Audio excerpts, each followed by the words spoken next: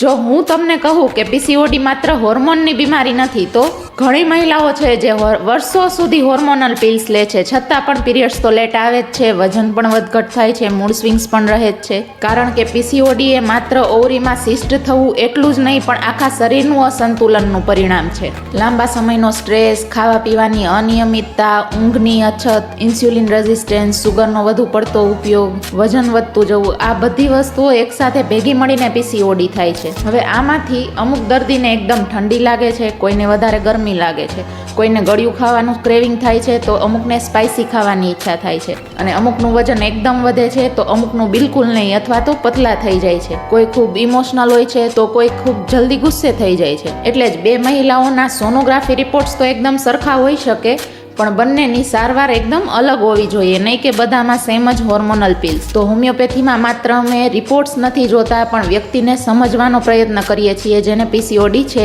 એટલા માટે જ થવાનું કારણ સમજીને વ્યક્તિગત રીતે સારવાર આપવામાં આવે તો જ કાયમી રિઝલ્ટ્સ મળે છે. જો જીવનશૈલીમાં યોગ્ય ફેરફાર કરવામાં આવે, સંતુલિત આહાર અને નિયમિત કસરત અને વ્યક્તિગત સારવાર સાથે કામ કરવામાં આવે તો પીસીઓડી 100% મટી શકે છે.